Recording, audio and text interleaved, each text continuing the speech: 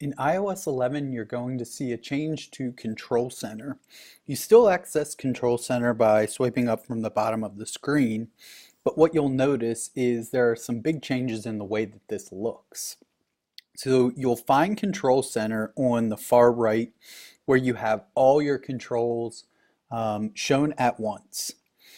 You see the typical things like airplane mode, Bluetooth, Wi-Fi, AirDrop, some new symbols on the right, just kind of some updated kind of look and feel things. But now the music control and volume controls are right in the Control Center, whereas in the last iOS there was a separate space for those.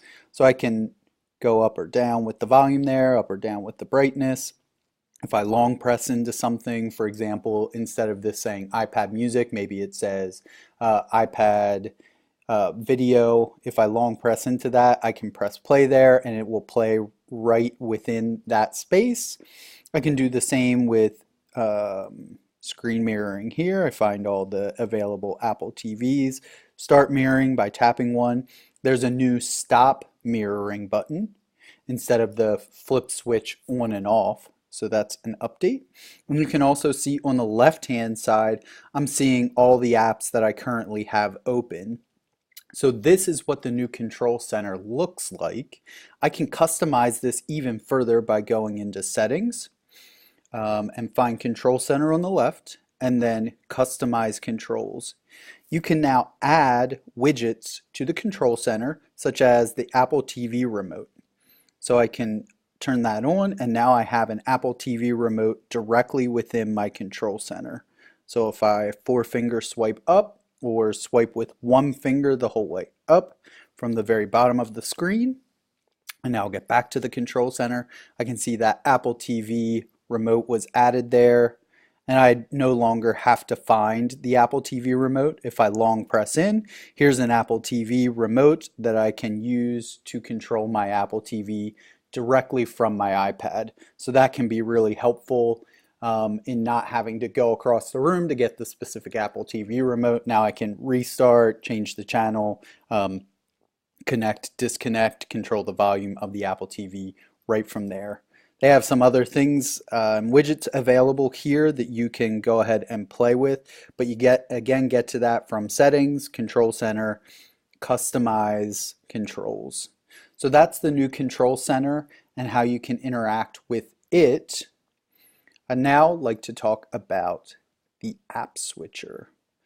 So if you want to get to the App Switcher, traditionally you would double press the Home button. You can see that the App Switcher is now integrated in with Control Center, which is why they're together in this video. So I can swipe left or right to see all the open apps that I have. If I want to dismiss an app, typically I'm used to having to swipe that app up and it leaves.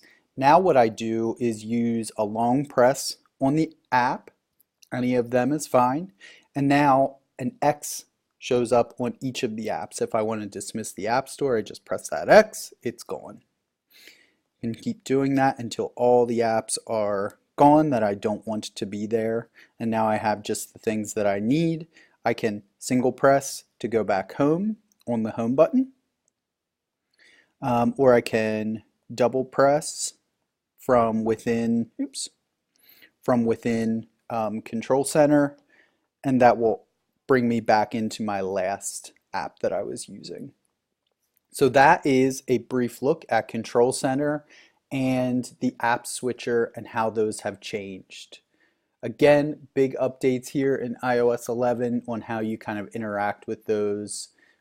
Try them out, play with them before you have to kind of go live because it takes some getting used to, but once you do, it's a really nice upgrade.